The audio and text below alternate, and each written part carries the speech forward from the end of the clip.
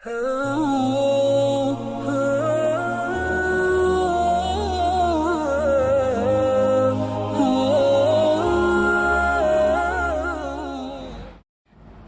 علیکم ورحمۃ اللہ وبرکاتہ. امید ہے آپ سب خیریت سے ہوں گے. دعا کر لیتے ہیں. اعوذ باللہ من الشیطان الرجیم. بسم اللہ الرحمن الرحیم. اللہم ارنا الاشیاء کما ہی. اے اللہ ہمیں چیزیں ویسی دکھائیے جیسی کہ وہ ہیں. اللہم ارنا الحق حقا وارزقنا اتباعہ وَأَرِنَا الْبَاطِلَ بَاطِلًا وَارْزُقْنَا اجْتِنَابَهُ. اے اللہ ہمیں سچ کو سچ دکھائیے اور اس کی پیروی کرنے کی توفیق عطا فرمائیے، اور اے اللہ ہمیں باطل کو باطل دکھائیے اور اس سے بچنے کی توفیق عطا فرمائیے. اللہم انفعنا بما علمتنا وعلمنا ما ينفعنا وزدنا علما. اے اللہ ہمیں فائدہ پہنچائیں اس علم سے جو ہم حاصل کریں، اور ہمیں وہ علم سکھائیں جس سے ہمیں فائدہ ہو اور ہمیں علم میں بڑھائیں.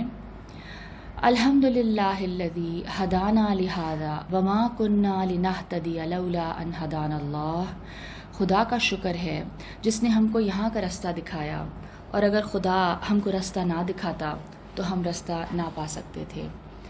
آمین یا رب العالمین. آج انشاءاللہ ہم سورہ العلق which is the 96th سورہ of the Holy Quran انشاءاللہ تعالیٰ اس کو ہم اسٹڈی کریں گے. سورہ العلق بھی مکی سورہ ہے. پہلے میں سورہ کی تلاوت کروں گی ترجمے کے ساتھ، اور اس کے بعد انشاءاللہ ہم اس کی تفسیر پڑھیں گے. اعوذ باللہ من الشیطان الرجیم. بسم اللہ الرحمن الرحیم. اقرأ بسم ربک الذی خلق. اپنے رب کے نام سے پڑھیے جس نے سب کو پیدا کیا. خلق الانسان من علق. جس نے انسان کو خون کے لوتھڑے سے پیدا کیا. اقرأ وربک الاکرم. پڑھیے اور آپ کا رب سب سے بڑھ کر کرم کرنے والا ہے. الذی علم بالقلم. جس نے قلم سے سکھایا. علم الانسان ما لم یعلم. انسان کو سکھایا جو وہ نہ جانتا تھا. کلا ان الانسان لیطغی. ہرگز نہیں، بے شک آدمی سرکش ہو جاتا ہے. اور رآہ استغنا. جب کہ اپنے آپ کو غنی پاتا ہے. ان الی ربک الرجعی. بے شک آپ کے رب ہی کی طرف لوٹ کر جانا ہے. ارأیت الذی ینہی. کیا آپ نے اس کو دیکھا جو منع کرتا ہے. عبدا اذا صلی. ایک بندے کو جب کہ وہ نماز پڑھتا ہے. ارأیت ان کان علی الہدی. بھلا دیکھو تو صحیح اگر وہ راہ پر ہوتا. او امر بالتقوی. یا پرہیزگاری سکھاتا ہو. ارأیت ان کذب وتولی. بھلا دیکھو تو صحیح اگر اس نے جھٹلایا اور منہ موڑ لیا. علم یعلم بأن اللہ یری. تو کیا وہ نہیں جانتا کہ اللہ دیکھ رہا ہے. کلا لئن لم ینتہ لنسفعا بالناصیہ. ہرگز نہیں، اگر وہ باز نہ آیا تو ہم پیشانی کے بال پکڑ کر گھسیٹیں گے. ناصیۃ کاذبۃ خاطئہ. پیشانی جھوٹی خطا کار. فلیدع نادیہ. پس وہ اپنے مجلس والوں کو بلا لے. سندع الزبانیہ. ہم بھی موکلین دوزخ کو بلا لیں گے. کلا لا تطعہ واسجد واقترب. ہرگز نہیں، آپ اس کا کہنا نہ مانیے اور سجدہ کیجیے اور قرب حاصل کیجیے. یہ آیت سجدہ ہے، اور سجدہ مستحب ہے اور کچھ کے نزدیک واجب ہے، تو سجدہ کر لیتے ہیں.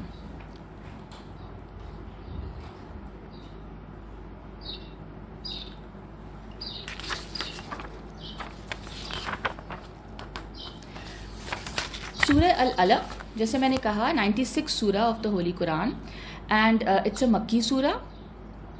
جو اس کی جو پہلی 5 آیات ہیں جو کہ میں نے ریسائٹ کی تھیں، ان کے بارے میں کہا جاتا ہے، بہت ساری روایات ملتی ہیں اس حوالے سے کہ یہ پہلی وحی تھی جو کہ رسول پاک صلی اللہ علیہ وآلہ وسلم کو غار حرا میں جبریل علیہ السلام نے لا کر پہنچائی اور اس سے ان کی نبوت اسٹیبلش ہوئی۔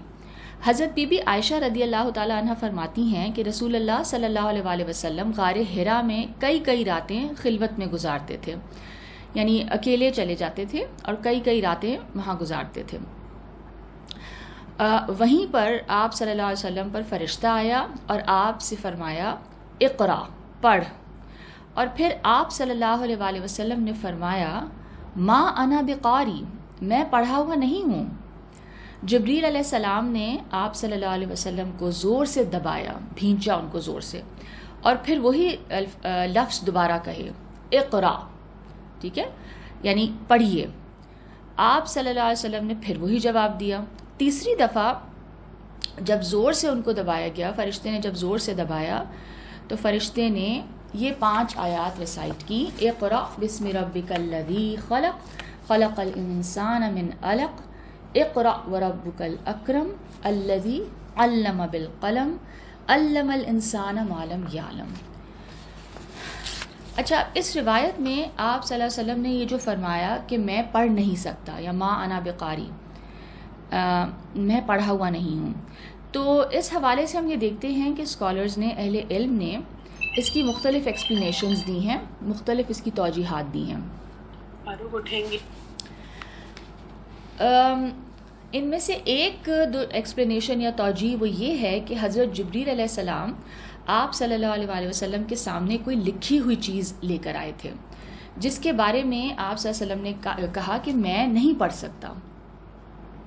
علامہ غلام رسول سعیدی صاحب اپنی تفسیر تبیان القرآن میں ان تمام توجیحات کا ذکر کرنے کے بعد لکھتے ہیں کہ بعض جو روایات ہیں، بعض جو ہمیں ٹریڈیشنز ملتے ہیں، اس میں یہ آتا ہے کہ جبریل علیہ السلام جواہر سے آرستہ، یعنی کوئی جوولڈ، یعنی ایک کوئی صحیفہ تھا، ریشم کا صحیفہ تھا جو کہ جواہر سے ڈیکوریٹڈ تھا، وہ لے کر آئے ان کے سامنے، اور انہوں نے نبی کریم صلی اللہ علیہ وسلم کے ہاتھ میں وہ صحیفہ، یعنی وہ پیپر رکھا، اور پھر کیا کہا کہ پڑھیے۔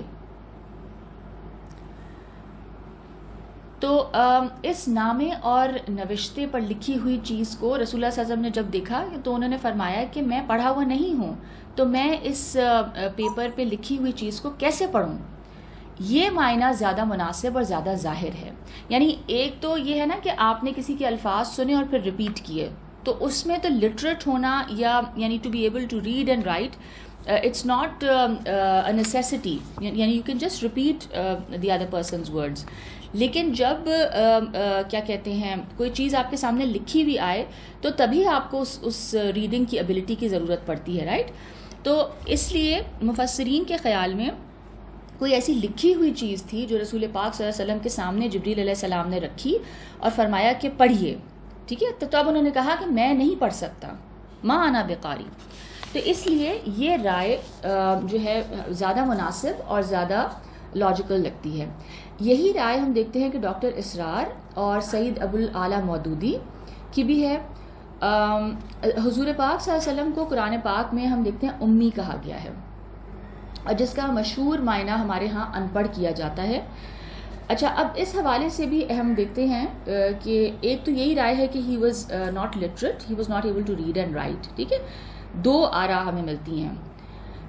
میجورٹی یا اکثریت کا یہ خیال ہے کہ حضور پاک صلی اللہ علیہ وآلہ وسلم پڑھنا لکھنا نہیں جانتے تھے، اور کچھ اہل علم ایسے بھی ہیں جن کا خیال ہے کہ نبوت ملنے تک آپ پڑھنا لکھنا نہیں جانتے تھے، لیکن نبوت ملنے کے بعد آپ صلی اللہ علیہ وسلم کو لکھنا پڑھنا آ گیا تھا، ٹھیک ہے۔ یہ بھی ایک اوپینین ہے جو ایگزسٹ کرتا ہے۔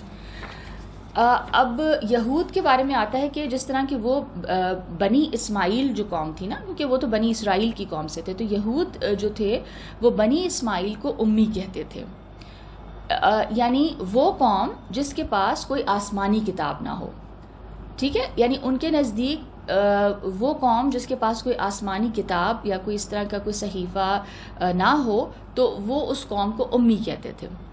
تو قرآن مجید میں پھر اللہ تعالیٰ نے ان کو اسی لقب سے پکارا ہے، ٹھیک ہے، امیین، یعنی ایک رسول بھیجا گیا امیین میں، ان لوگوں میں جن کے پاس کوئی ڈیوائن بک ابھی تک نہیں آئی تھی، ٹھیک ہے۔ تو اس حساب سے آپ صلی اللہ علیہ وسلم کو بھی پھر امی کہا گیا۔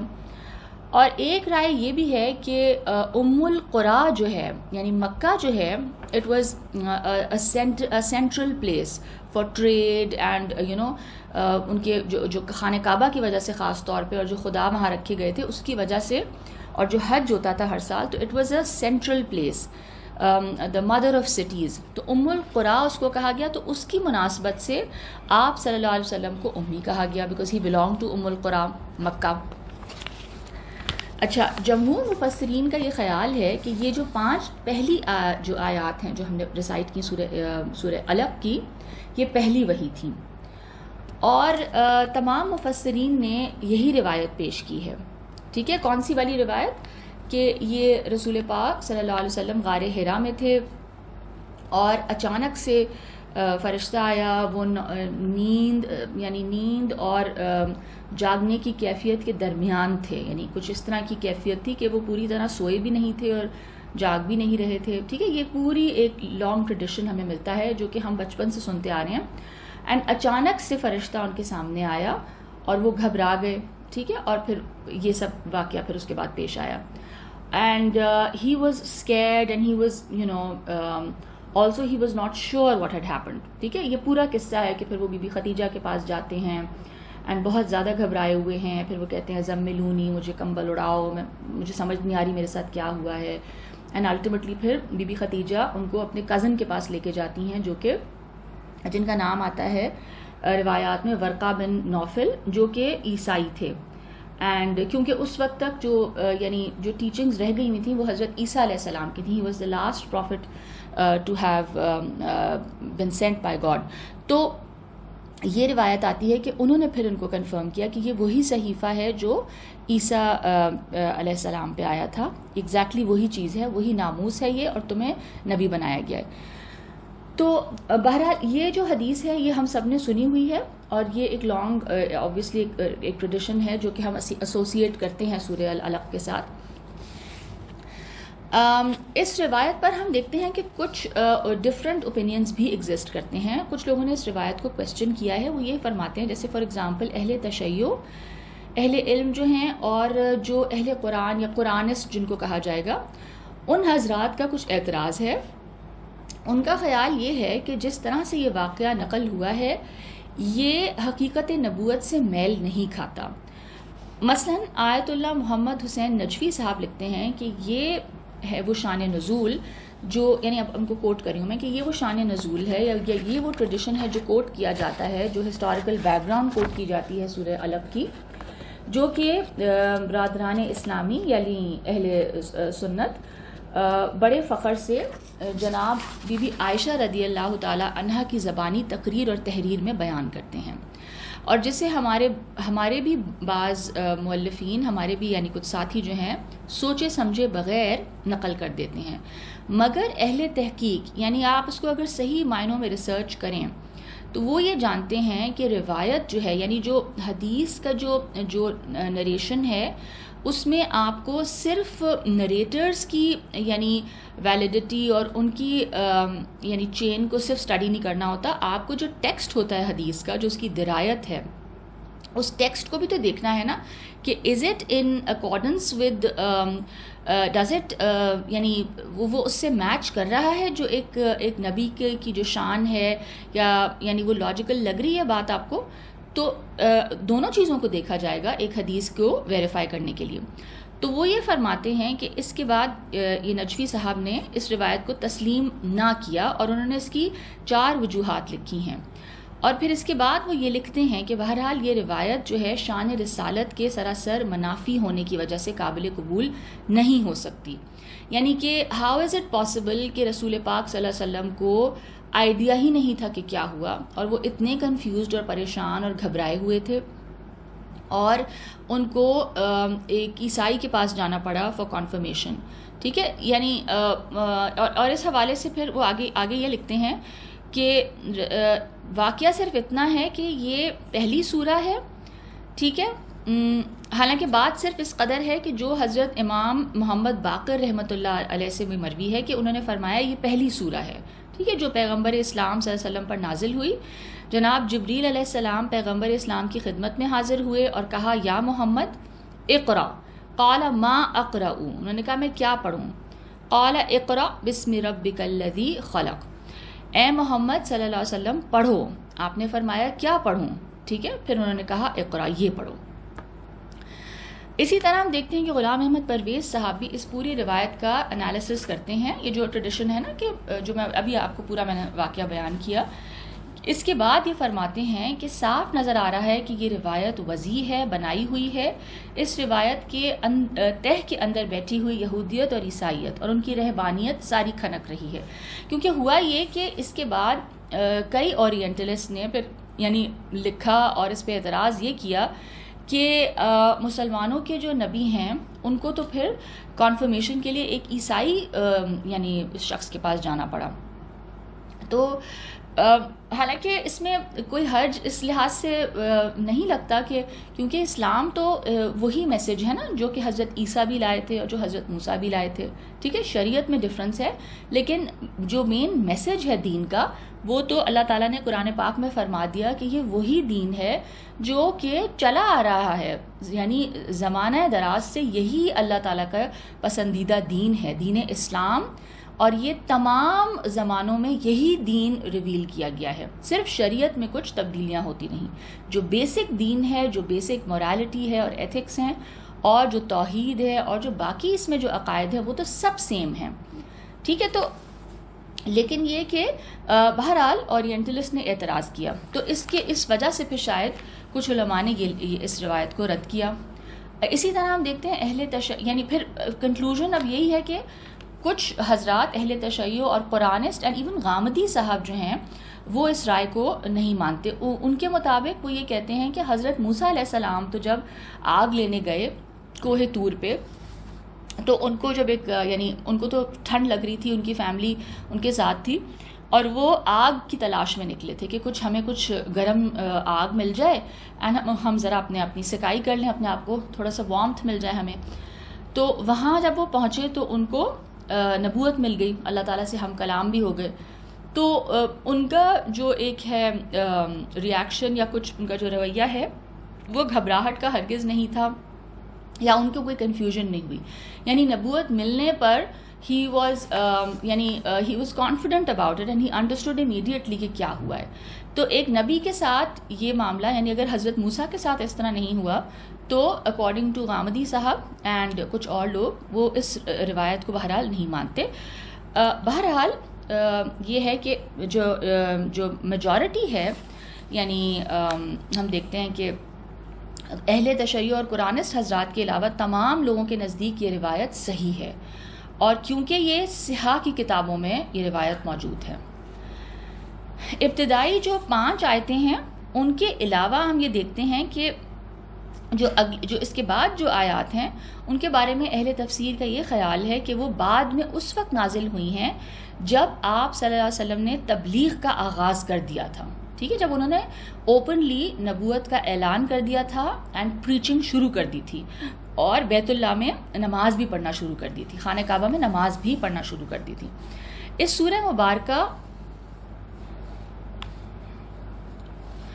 سورہ مبارکہ کی ابتدائی آیات میں ہم یہ کیا دیکھتے ہیں؟ علم کی اہمیت اللہ تعالیٰ نے بیان کی ہے اور خدا کی جو صفت تخلیق ہے، خدا تعالیٰ کا جو ایٹریبیوٹ ہے آف کریشن، اللہ تعالیٰ جو کریٹ کرتے ہیں، ہی از اے کریٹر.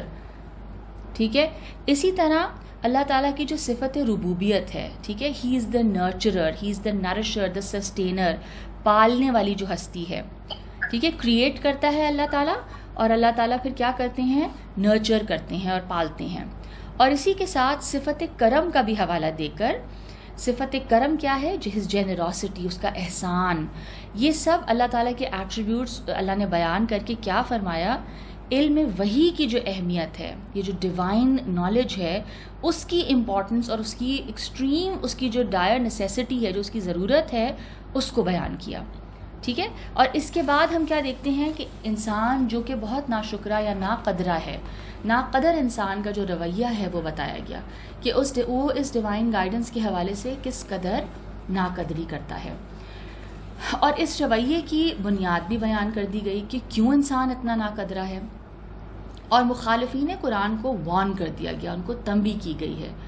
آخر میں ہم دیکھتے ہیں کہ حضور پاک صلی اللہ علیہ وسلم کو ہدایت کی گئی کہ آپ ان مخالفین کی مخالفت کو خاطر میں نہ لائیں، آپ پرواہ نہ کریں اور آپ ان کے پریشر میں اور ان کے دباؤ میں نہ آئیں، اور آپ بلکہ آپ کیا کریں، نماز کے ذریعے اللہ تعالیٰ کا قرب تلاش کیجیے۔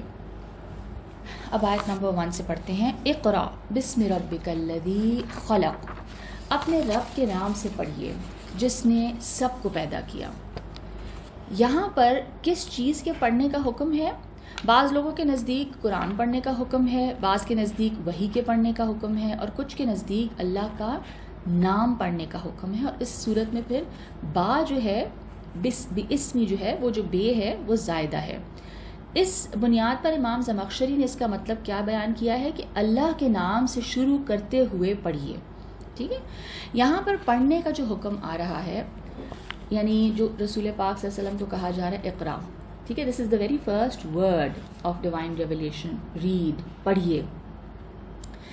تو یہ جو پڑھنے کا حکم ہے یہ اللہ تعالیٰ کی، جیسے میں نے کہا، جو اللہ کا جو صفت ربوبیت ہے، جو اللہ کی جو ایٹریبیوٹ ہے، ہمیں پالنے والی جو ہستی ہے، اس کی جو nurturing as a nurturer, as a sustainer جو خدا ہمارے لیے یعنی موجود ہیں، اور ان کی جو صفت تخلیق ہے، جو ان کا ایٹریبیوٹ ہے آف کریشن، ٹھیک ہے، کریٹ بھی وہی کرتا ہے، پالتا بھی وہی ہے، وہی سارے اسباب اس دنیا میں رکھتا ہے جس کے ذریعے انسان گرو کرتا ہے، جس کے ذریعے انسان کو نرشمنٹ حاصل ہوتی ہے، ٹھیک ہے۔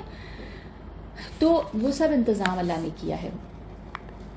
تو اور انسان کا جو ہم دیکھتے ہیں جو جسمانی وجود ہے، جو اس کی فزیکل بینگ ہے، اس کے ساتھ ساتھ اس کی ایک روحانی، اسپریچول، ایک ذہنی اور اخلاقی بینگ بھی ہے، ٹھیک ہے۔ یعنی وہ ایک صرف ایک محض گوشت پوست کا ایک کریچر نہیں ہے، اس کے اندر انٹلیکٹ بھی ہے، اس کی ایک اسپریچول بینگ بھی ہے، ٹھیک ہے، اس کے ایموشنز بھی ہیں۔ تو اور اس کے ساتھ ساتھ جیسے میں نے کہا کہ اس کا ایک کیریکٹر بھی ہے، اس کا اخلاق بھی ایک ہے، اخلاقی وجود بھی ایک ہے۔ تو ان دونوں یعنی اگر ہم ان کو پھر دو ایسپیکٹس کر دیں، ٹھیک ہے، فزیکل اینڈ اسپریچول، تو ان دونوں پہلوؤں سے انسان ربوبیت کا محتاج ہے، اس کو نرشمنٹ کی، اس کو سسٹیننس کی، اس کو تربیت کی ضرورت ہے۔ یعنی فزیکلی بھی ہماری نیڈز ہیں اور اسپریچولی بھی ہماری نیڈز ہیں۔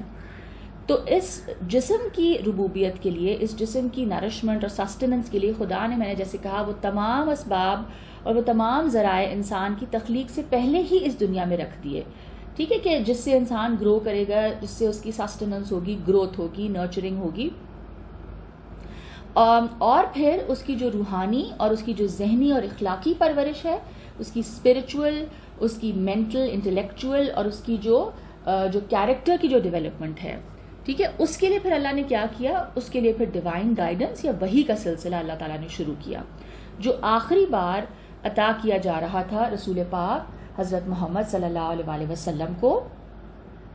اور اس لیے اس وحی کو پڑھنے اور آگے پہنچانے کے لیے اللہ نے پھر اپنی صفت ربوبیت کا حوالہ دیا ہے، ٹھیک ہے، کہ یہ اسی نرشر، اسی کریٹر، اسی سسٹینر کی طرف سے آ رہی ہے یہ گائیڈنس، جس نے تمہاری فزیکل ویل بینگ کے لیے، تمہاری فزیکل سسٹیننس کے لیے انتظام کیا ہے، اب وہ تمہاری اسپریچول نرشمنٹ اور اسپریچول گروتھ اور کیریکٹر کی گروتھ کے لیے تمہیں گائیڈنس دے رہا ہے، ٹھیک ہے، اور یہ کریٹر ہی کر سکتا ہے۔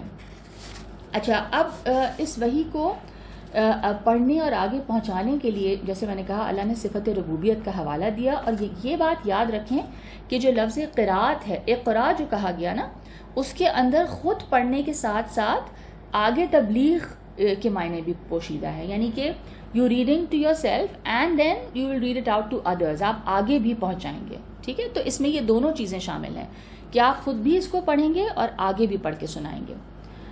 جیسے ہم دیکھتے ہیں کہ یہ جو اقرا کا جو ورڈ ہے، اس میں یہ جو دوسرے میننگز آتے ہیں، تو اس کے لیے ہم ایک دو اور آیات دیکھ لیتے ہیں۔ سورہ اسراء کی آیت نمبر 106 میں وَقُرْآنًا فَرَقْنَاهُ لِتَقْرَأَهُ عَلَى النَّاسِ عَلَى مُكْثٍ وَنَزَّلْنَاهُ تَنزِيلًا، اور ہم نے قرآن کو تھوڑا تھوڑا کر کے اتارا تاکہ آپ مہلت کے ساتھ اسے لوگوں کو پڑھ کر سنائیے، ٹھیک ہے، لِتَقْرَأَهُ عَلَى النَّاسِ، لوگوں کو پڑھ کر سنائیے، اور ہم نے اسے آہستہ آہستہ اتارا، ٹھیک ہے۔ یہاں پہ جو قرات کا ورڈ ہے وہ لوگوں کو پڑھ کر سنانے کے میننگز میں آ رہا ہے، اسی طرح سورہ اسراء کی آیت 45 وَإِذَا قَرَأْتَ الْقُرْآنَ جَعَلْنَا بَيْنَكَ وَبَيْنَ الَّذِينَ لَا يُؤْمِنُونَ بِالْآخِرَةِ حِجَابًا مَسْتُورًا، اور جب آپ قرآن پڑھتے ہیں ہم آپ کے اور ان لوگوں کے درمیان جو آخرت کو نہیں مانتے ایک چھپا ہوا پردہ کر دیتے ہیں. یعنی جب آپ قرآن پڑھ کر سناتے ہیں رائٹ،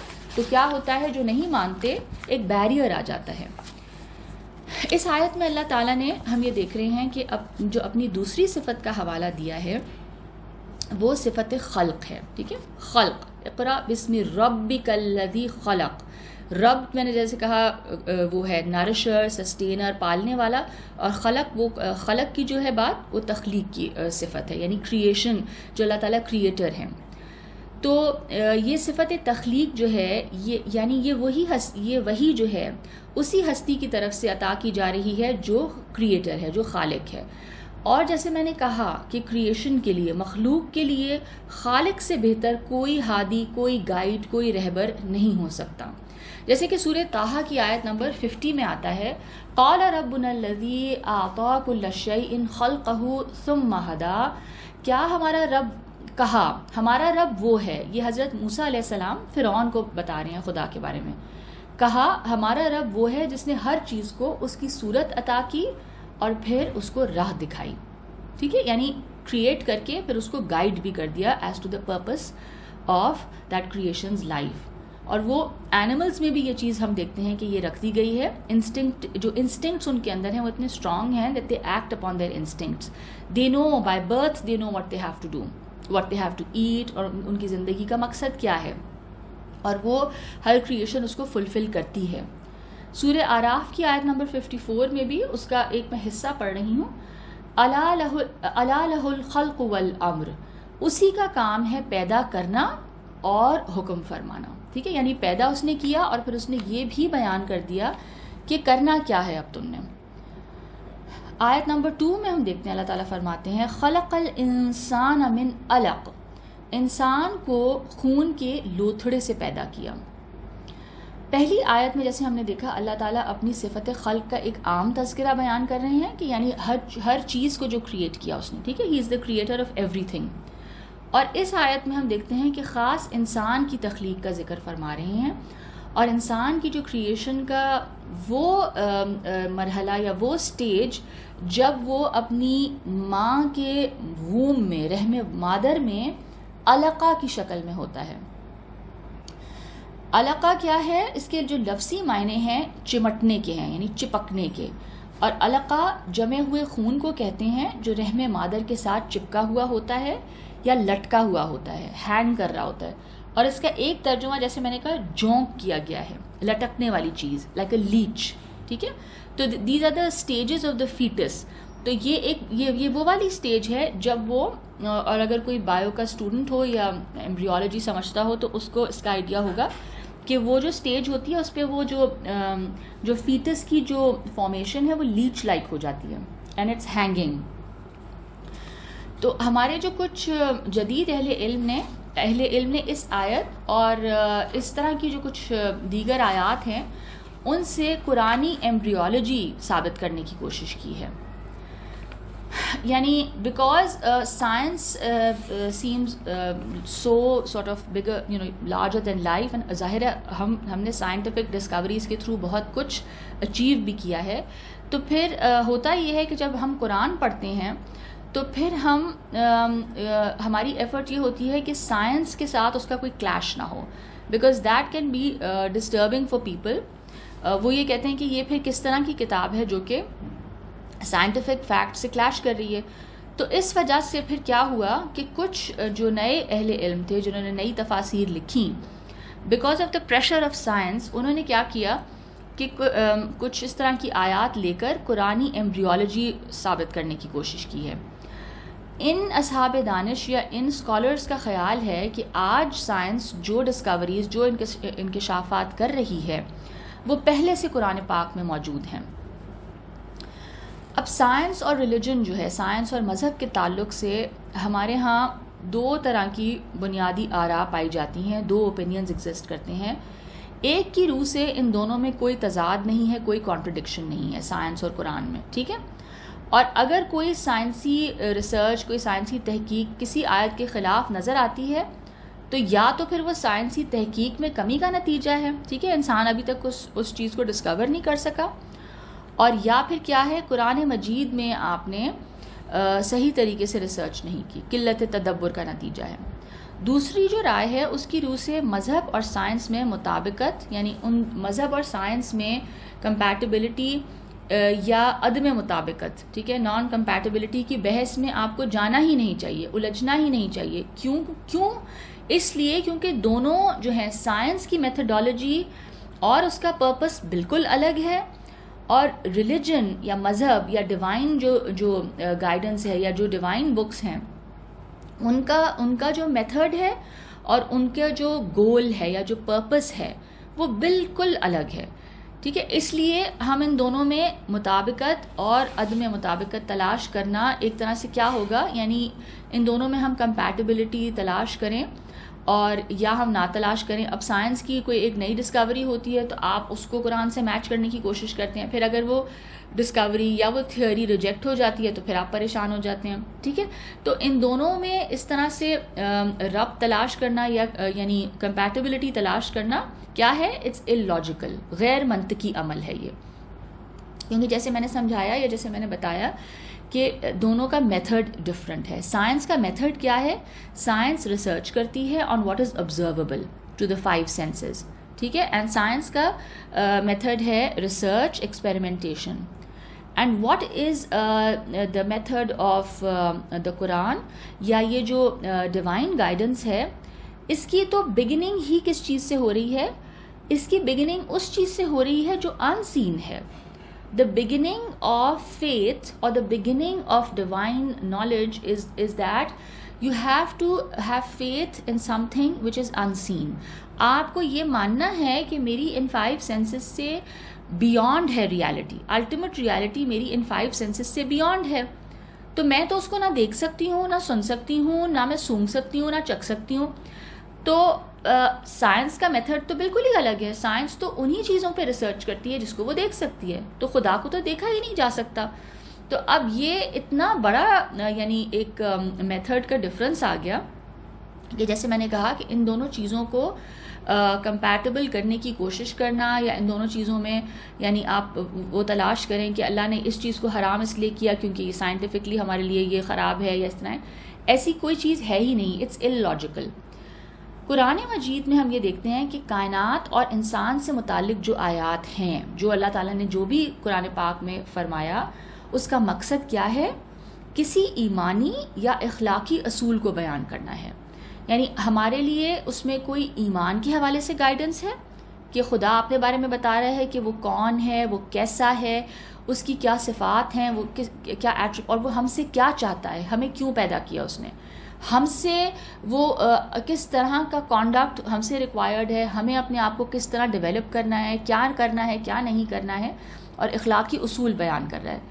اور وہ چیزیں بیان کی گئی ہیں جن کا مشاہدہ ہر انسان کر سکتا ہے، یعنی جو مثالیں قرآن پاک نے دی ہیں وہ چیزیں ہیں جو کہ ہر انسان کی ریچ میں ہیں، یعنی اس کو وہ سمجھ بھی سکتا ہے، دیکھ بھی سکتا ہے۔ بارش کی مثال ہے، ٹھیک ہے، اسی طرح دیگر جو فیچرز آف نیچر ہیں ان کی مثالیں ہیں۔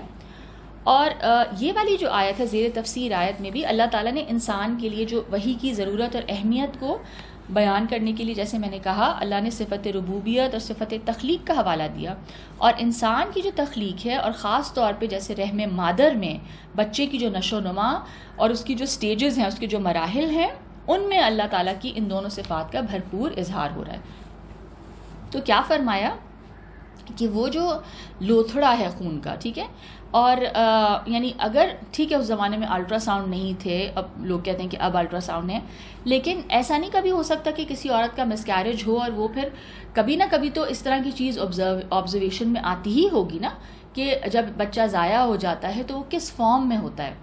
تو یہ ایک چیز ایسی ہے کہ جو کہ انسان کے مشاہدے میں ہے، اور اس سے انسان کو کیا نظر آ رہا ہے، اس خدا کی ربوبیت اور تخلیق نظر آ رہی ہے کہ وہ بنانے والی ذات ہے، انسان کا کوئی اختیار نہیں ہے، وہ مدر کے ووم کے اندر وہ خود بخود سٹیج آفٹر سٹیج وہ کریشن ہو رہی ہے، اور وہ حیران کن ہے وہ کریشن۔ اقرا وربکل اکرم، پڑھیے اور آپ کا رب سب سے بڑھ کر کرم والا ہے. الذی علم بالقلم، جس نے قلم سے سکھایا. علم الانسان ما لم یعلم، انسان کو سکھایا جو وہ نہیں جانتا تھا. اس آیت میں ہم یہ دیکھتے ہیں کہ اللہ کی ایک اور صفت کرم کا حوالہ دیا گیا ہے.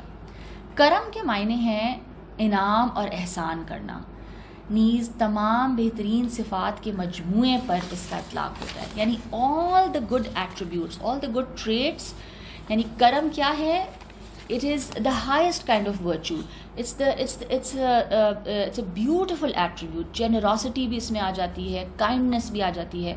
امام راغب اصفہانی لکھتے ہیں، جیسے میں نے کہا ان کی ریسرچ ہے قرآن کی لینگویج پہ، لنگوسٹکس پہ، اور ان کی کتاب کو بہت زیادہ اہمیت حاصل ہے اس حوالے سے. تو وہ اپنی کتاب میں لکھتے ہیں کہ الکرم جب اللہ کی صفت ہو تو اس سے احسان اور انعام مراد ہوتا ہے. یعنی جب اللہ تعالیٰ کے بارے میں کہا جا رہا ہے کہ وہ اکرم ہے، کریم ہے، تو کیا ہے اس سے مراد؟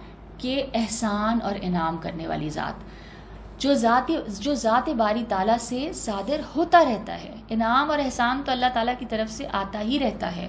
یہاں پر اکرم کا لفظ استعمال ہوا ہے، جس کا مطلب ہے سب سے زیادہ کرم کرنے والا. یعنی اس وحی کا ملنا، اس ڈیوائن گائیڈنس کا ملنا، جس طرح اللہ تعالیٰ کی صفت ربوبیت اور صفت خلق کا تقاضا ہے کہ وہ پالنے والی ہستی ہے، وہ کریٹر ہے، تو وہ لازمی طور پہ گائیڈنس دے گا. اسی طرح صفت کرم کا بھی یہی تقاضا ہے. وہ اتنی جنرس اور اتنی انعام اور احسان کرنے والی ہستی ہے کہ وہ انسان کو بغیر گائیڈنس کے نہیں چھوڑے گا. تو اس کا یہ تقاضا ہے، ایک لازمی تقاضا ہے کہ وہ انسان کو guidance they about his life, about the purpose of his life and what is required from him. تو اللہ تعالیٰ چونکہ سب سے زیادہ کریم ہے، اس لیے انہوں نے انسانوں پر احسان اور انعام کرتے ہوئے ان کی ہدایت کے لیے وحی کا نزول کیا. اور قرآن مجید اس سلسلے کی آخری کڑی ہے. قرآن مجید کے دوسرے مقامات پر بھی اللہ تعالیٰ نے وحی کو احسان کے طور پر بتایا ہے کہ یہ بہت بڑا احسان ہے جو تمہارے اوپر میں نے کیا ہے. ادروائز انسان اپنی زندگی کے حوالے سے with certainty کوئی چیز نہیں جان سکتا، کیونکہ ریالٹی ہماری 5 سینسز سے بیونڈ ہے. there is no way کہ ہم اس ریالٹی تک پہنچ سکیں. ٹھیک ہے، حضرت موسیٰ نے اللہ تعالیٰ کو دیکھنے کی فرمائش کی تھی نا. اللہ تعالیٰ نے کہا لن ترانی، تم مجھے ہرگز نہیں دیکھ سکتے. تو اس دنیا میں رہتے ہوئے ہمیں اپنی اس دنیا کے بارے، اپنی اس زندگی کے بارے میں سرٹنٹی سے جاننے کے لیے، اپنی زندگی کا مقصد جاننے کے لیے ڈیوائن گائیڈنس کی اشد ضرورت ہے. ہم ہیلپ لیس ہیں اس حوالے سے. We have no way to know for sure, ٹھیک ہے، except to look at the divine guidance. سورہ آل عمران کی آیت 164 میں اللہ تعالیٰ فرماتے ہیں لَقَدْ مَنَّ اللَّهُ عَلَى الْمُؤْمِنِينَ إِذْ بَعَثَ فِيهِمْ رَسُولًا مِّنْ أَنفُسِهِمْ يَتْلُو عَلَيْهِمْ آيَاتِهِ وَيُزَكِّيهِمْ وَيُعَلِّمُهُمُ الْكِتَابَ وَالْحِكْمَةَ وَإِنْ كَانُوا مِنْ قَبْلُ لَفِي ضَلَالٍ مُّبِينٍ. اللہ نے ایمان والوں پر احسان کیا ہے جو انہی میں سے رسول بھیجا، وہ ان پر اس کی آیتیں پڑھتا ہے. ٹھیک ہے، احسان ہے یہ اللہ کا، اور انہیں پاک کرتا ہے، انہیں پیوریفائی کرتا ہے، اور انہیں کتاب اور حکمت سکھاتا ہے، دانش کی باتیں، اگرچہ وہ اس سے پہلے کھلی گمراہی میں تھے. الذی علم بالقلم، جس ذات نے قلم کے ذریعے سکھایا. ہم دیکھتے ہیں کہ علم سیکھنے اور اس کو محفوظ کرنے، اس کو پرزرو کرنے کی جو صلاحیت اللہ تعالیٰ نے انسانوں کو دی ہے، وہ بھی اس کی صفت کرم کا اظہار ہے. ٹھیک ہے، یہ اس کا بہت بڑا احسان ہے انسانوں کے اوپر. علم کو محفوظ کرنے اور اس کو آگے منتقل کرنے، ٹرانسفر کرنے میں پین کا، قلم کا بہت اہم کردار ہے. ٹھیک ہے، اب تو ہمارے پاس پرنٹ میڈیا، الیکٹرانک میڈیا ہے ہمارے پاس. ٹھیک ہے، we have so many gadgets and devices. لیکن اگر آپ سوچیں نا، اگر قلم نہ ہوتا تو علم کی جو منتقلی ہے، اس کی جو ٹرانسفرنس کا جو ذریعہ ہے، وہ کیا ہے؟ وہ پھر صرف زبانی روایات ہوتی. ٹھیک ہے، وہ پاس ڈاؤن کیا جاتا، ایک سے دوسرا شخص سنتا اور وہ پھر کسی اور کو سناتا، تو وہ زبانی روایات ہی ہوتی. آج ہم دیکھتے ہیں جو علم اور فکر اور جو پروگریس کیا ہے ہیومن سویلائزیشن نے اس علم کی بیسس کی جو بلندیاں ہمیں نظر آ رہی ہیں، اس میں قلم کا کردار بہت زیادہ ہے، سب سے زیادہ ہے. اور اس کے بعد پرنٹنگ پریس، اور اسی قلم کی بدولت خدا کی آخری کتاب محفوظ رہ کر ہم تک پہنچی ہے. ٹھیک ہے، تو یہ اللہ تعالیٰ کا احسان ہے کہ اس نے یہ صلاحیت ہمیں دی کہ ہم اپنے ہاتھ سے لکھ سکتے ہیں. ٹھیک ہے، اور یہ ایبلٹی دی کہ ہم سمبلز بناتے ہیں، لینگویج بناتے ہیں، اور پھر ہم اس کو لکھتے ہیں. علم الانسان ما لم یعلم، انسان کو سکھایا جو وہ نہ جانتا تھا. یہاں پر انسان کو سکھانے کے دو مطلب ہو سکتے ہیں. ایک تو یہ کہ اللہ تعالیٰ نے انسان کو وحی کے ذریعے ان باتوں کا علم دیا ہے اور انسانوں کے ان سوالوں کا جواب عطا کر دیا ہے جن کے جوابات وہ اپنی عقل، اپنی 5 سینسز، اپنے تجربے سے کبھی بھی نہیں پا سکتا تھا. تو ان سوالات کے جو کروشل سوالات ہیں انسان کی زندگی کے حوالے سے، ٹھیک ہے، جن کو بہت سے لوگوں کو ہسٹری میں جو تھنکرز گزرے ہیں، فلاسفرز گزرے ہیں، وہ ان سوالات کے بارے میں بہت پریشان رہے ہیں. ٹھیک ہے، and they have sought answers to those critical questions کہ what are we, where are we from, why are we here, what is the purpose of our life. تو یہ crucial questions کے جوابات دے دیے گئے. ٹھیک ہے، انسان کو اللہ نے وہ سکھا دیا جو وہ نہیں جانتا تھا اور جان سکتا بھی نہیں تھا اپنے عقل تجربے سے نہیں. دوسرا مطلب یہ ہو سکتا ہے کہ اس سے مراد وہ صلاحیت ہے جس کے ذریعے انسان علم حاصل کرتا ہے.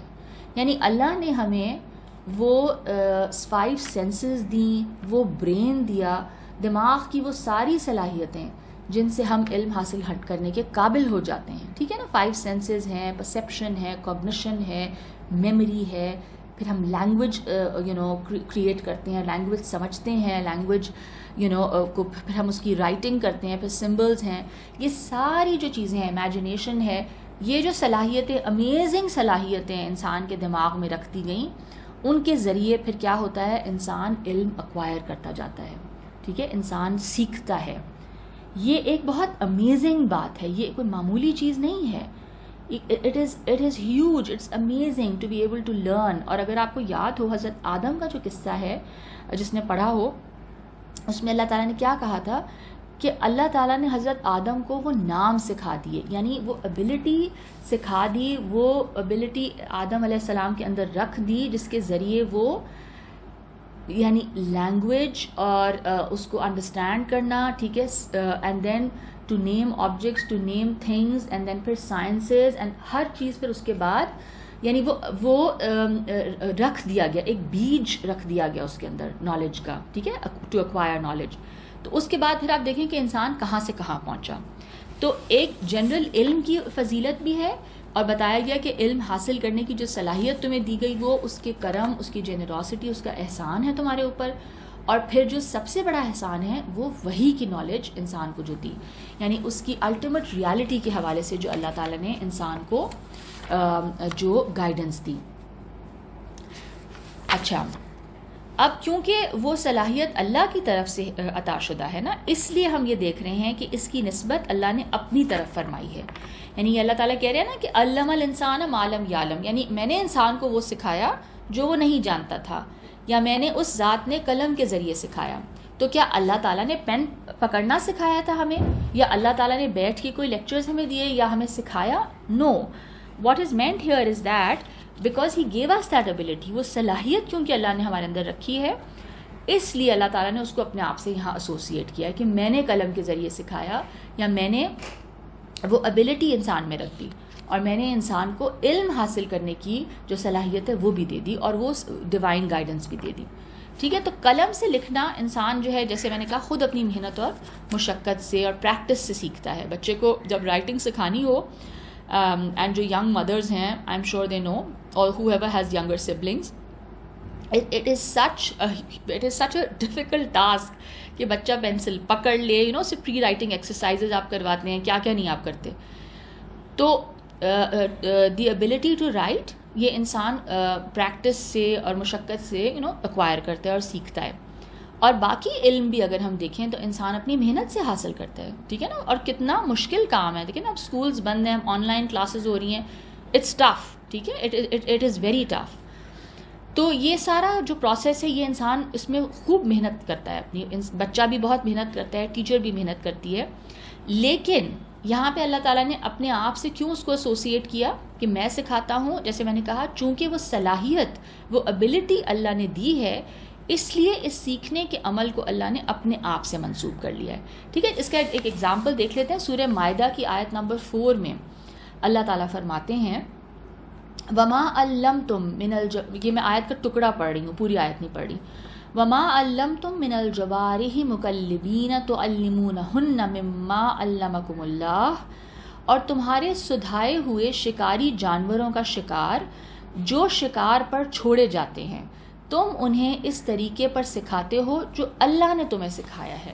یعنی ٹو ٹرین دیٹ اینیمل، وہ شکاری کتا ہو یا وہ باز ہو یا جو بھی ہو، اس کو جو ٹرین کرنے کی جو صلاحیت ہے وہ اللہ نے تمہیں سکھائی ہے. ٹھیک ہے. اللہ نے کیسے سکھایا؟ کیا مطلب اللہ نے سکھایا؟ اللہ نے ہمارے اندر وہ ایبلٹی رکھی ہے کہ we can train those animals to do things for us, to hunt for us. تو یہ اگین اللہ تعالیٰ نے یہ اس کو پھر اس طرح سے اپنے آپ سے منسوب کیا ہے. اب قرآن، کیونکہ قرآن میں اس طرح کی اور بھی کئی آیات آتی ہیں، تو کبھی کبھار انسان جو ریڈر ہے قرآن کا وہ کنفیوز ہو سکتا ہے. وہ کہتا ہے کہ اللہ نے کیسے، یہ چیز اللہ نے تو نہیں سکھائی، یہ تو انسان نے خود سیکھی ہے یا خود اس کی ایک ایبلٹی ہے جو وہ پریکٹس کر کے ایکوائر کرتا ہے. تو اس کو سمجھنا ضروری ہے. قرآن کو انڈرسٹینڈ کرنے کے لیے، قرآن فہمی کے لیے، خاص طور پر مسئلہ تقدیر کو سمجھنے کے لیے اگر ہم یہ ایک اصول پیش نظر رکھ لیں، ٹھیک ہے، تو آیات میں جو ایک کانٹرڈکشن ہمیں نظر آتا ہے نا، کہ کبھی نظر آتا ہے کہ انسان کر رہا ہے اور کبھی اللہ تعالیٰ کہتے ہیں کہ میں کر رہا ہوں، میں سکھا رہا ہوں. تو اگر یہ اصول ہم رکھ لیں کہ اللہ تعالیٰ اس لیے اپنے آپ سے ایسوسیٹ کر رہے ہیں کہ وہ صلاحیت خدا نے دی ہے، تو پھر جو بظاہر ایک کانٹرڈکشن آیات میں نظر آتا ہے وہ دور ہو جائے گا انشاءاللہ تعالیٰ.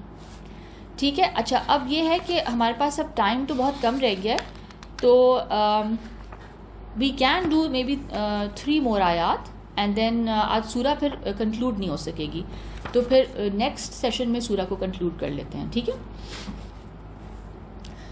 کلا ان الانسان لیطغی، ہرگز نہیں، بے شک، یہ آیت 6 سے میں پڑھ رہی ہوں، بے شک آدمی سرکش ہو جاتا ہے، انسان سرکش ہو جاتا ہے، باغی ہو جاتا ہے، ریبیلیس ہو جاتا ہے. ٹھیک ہے. ارآہ استغنا، جب وہ اپنے آپ کو غنی پاتا ہے، وہ اپنے آپ کو بے پرواہ سمجھتا ہے، اس کو لگتا ہے کہ اس کو ضرورت ہی نہیں ہے خدا کی گائیڈنس کی، کسی بھی چیز کی. ان الی ربک الرجع، بے شک آپ کے رب ہی کی طرف لوٹ کر جانا ہے. کلا کا جو لفظ ہے جو میں نے آیت 6 میں پڑھا، اس کا جو لفظ ہے یہ جھڑکنے، ڈانٹنے کے لیے، تنبیہ کرنے کے لیے، وارن کرنے کے لیے، مذمت کرنے کے لیے، ٹھیک ہے، کنڈیم کرنے کے لیے. اور اسی طرح یہ لفظ کسی بات، رویہ یا تصور کی رد یا تردید کے لیے بھی آتا ہے، کہ آپ کسی بات کو یا کسی کانسیپٹ کو اللہ تعالیٰ رد کر رہے ہیں، اللہ تعالیٰ از ریجیکٹنگ اٹ. کوئی بات پہلے ہوئی ہے جس کو اللہ تعالیٰ ریجیکٹ کر رہے ہیں. اردو میں اس کا ترجمہ ہرگز نہیں، بات یہ ہے، واقعہ یہ ہے، یا اصل بات یہ ہے، یا خبردار وغیرہ سے کیا جاتا ہے. پچھلی 5 آیات میں خدا تعالیٰ نے، ہم نے دیکھا، اپنی 3 صفات کا حوالہ دے کر وحی کی ضرورت اور اہمیت کو بیان کیا. اب آگے اس انسان کا رویہ بیان ہو رہا ہے جو اپنے آپ کو اس وحی کا ضرورت مند نہیں سمجھتا اور سرکشی کی راہ اختیار کرتا ہے، ریبیلیس ہو جاتا ہے. وہ کہتے ہیں مجھے کوئی ضرورت نہیں ہے اس وحی کی، کیونکہ اس میں تو اتنی حد بندیاں ہیں، اس میں تو بہت چیزیں قربان کرنی پڑیں گی. تو وہ پھر ریبیلیس ہوتا ہے، اپنی منمانی کرتا ہے. اور جو شخص وحی کی تبلیغ کر رہا ہے وہ اس کی راہ میں بھی روڑے اٹکاتا ہے. یعنی صرف یہ نہیں ہے کہ خود اس کو ریجیکٹ کر رہا ہے اور ریبیلیس ہو رہا ہے، بلکہ جو اس کو پریچ بھی کر رہا ہے نا، وہ اس کو بھی روکے گا. کیوں؟ کیونکہ اس کو یہ لگ رہا ہے کہ اس کی پریچنگ سے مجھے نقصان ہوگا، یعنی میری جو دنیاوی مفاد ہیں ان کو نقصان پہنچے گا. اس آیت میں لفظ انسان استعمال ہوا ہے اور کچھ لوگوں کے نزدیک یہ عام ہے، یعنی کہ جنرل ایٹیٹیوڈ ہے انسان کا. تو اس صورت میں تو پھر یہ انسان کی طبیعت یا نیچر کا بیان ہوگا کہ تمام انسان ہی اسی طرح ہیں کہ وہ ریبیلیس ہو جاتے ہیں.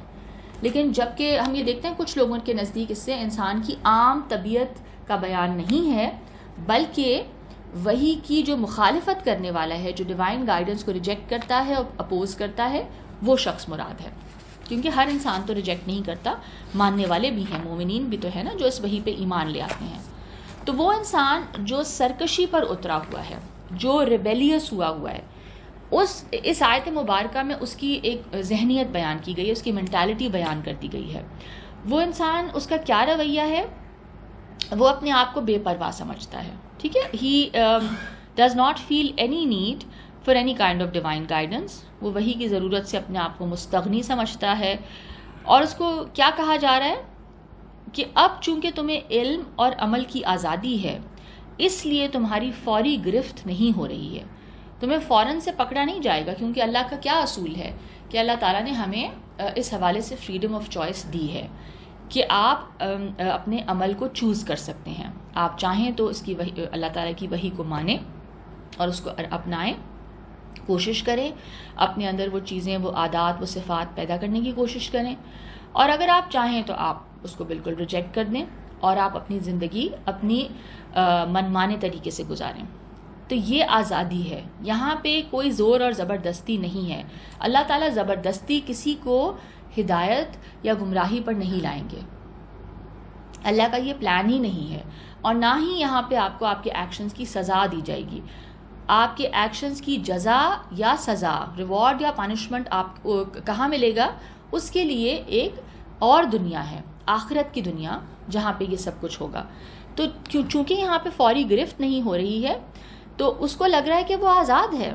ٹھیک ہے، اور وہ کوئی فرق ہی نہیں پڑ رہا. اس کو لگ رہا ہے کہ ٹھیک ہے، میں تو جھوٹ بول رہا ہوں، میں تو اللہ کے نبی کو ڈینائی کر رہا ہوں، کوئی عذاب نہیں آ رہا. تو اسی لیے کئی جگہ یہ بھی کہا گیا قرآن پاک میں نا کہ یہ مشرکین مکہ یا جو مخالفین تھے رسول پاک صلی اللہ علیہ وسلم کے، وہ کیا کہتے تھے؟ لے آؤ عذاب، ہم تو تمہیں اپوز کر رہے ہیں، عذاب کیوں نہیں آ رہا ہمارے اوپر؟ تو اللہ تعالیٰ کہہ رہے ہیں کہ یہ فوراً سزا دینے کی جگہ نہیں ہے. اللہ تعالیٰ کے کچھ قوانین ہیں اور ان کے تحت ہی وہ سب کام ہوگا، اور ہر چیز کے لیے وقت مقرر ہے. تو چونکہ یہ دنیا آزمائش کے لیے بنائی گئی ہے، ٹھیک ہے، اور یہ امتحان کی جگہ ہے، تو یہاں پہ جزا اور سزا نہیں ہوگی.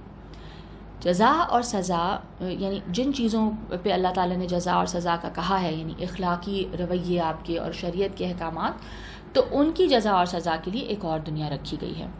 لیکن یہ بات تم ذہن نشین رکھو کہ تمہیں اپنے رب کی طرف لوٹ کر جانا ہے. موت تو برحقیقت ہے، موت تو اٹل ہے، تو لوٹ کے تو تم اللہ ہی کے پاس جاؤ گے نا. تو بہرحال ادھر جو کچھ تم کر لو، اپنی مرضی کر لو، لیکن اس زندگی کے بعد بہرحال تمہیں اپنے رب کی طرف لوٹنا ہے. اور پھر وہاں پہ پھر آپ کو آپ کے اعمال کا پورا بدلہ دیا جائے گا، یعنی اچھے اور برے.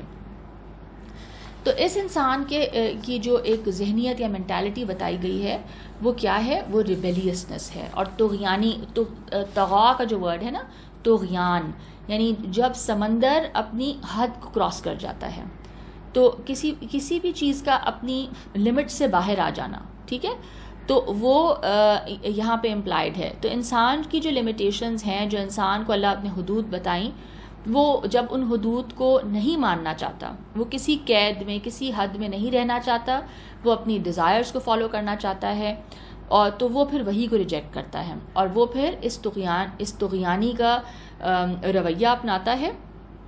تو خدا تعالیٰ کیا فرما رہے ہیں کہ یہ جو رویہ ہے، اس کو دنیا میں تو شاید ایسا لگے گا کہ اس کو کوئی اس کا نقصان نہیں ہے، لیکن ہو سکتا ہے کہ قانون کے حوالے سے شاید وہ پکڑا جائے اگر کوئی قانون توڑتا ہے، لا آف دا لینڈ اگر بریک کرتا ہے، بٹ ہو سکتا ہے نہ بھی پکڑا جائے اور بہت اچھی زندگی گزارے. لیکن الٹیمیٹلی اس انسان کو اپنے جو کچھ اس نے اس دنیا میں کیا، جو ریبیلیسنس کی، جو اپنی حدیں کراس کی اس نے مورلی، ٹھیک ہے، یا شریعت کے جو قوانین توڑے، اس حوالے سے پھر اللہ تعالیٰ نے الٹیمیٹلی اس نے اس انجام کو فیس کرنا ہے. ٹھیک ہے، تو آج اس کو آیت 8 تک رکھتے ہیں، اور انشاءاللہ تعالیٰ اگلے لیسن میں پھر ہم سورہ کو مکمل کر لیں گے. ربنا تقبل منا انک انت السمیع العلیم وتب علینا انک انت التواب الرحیم. سبحانک اللہم وبحمدک نشہد ان لا الہ الا انت نستغفرک ونتوب الیک.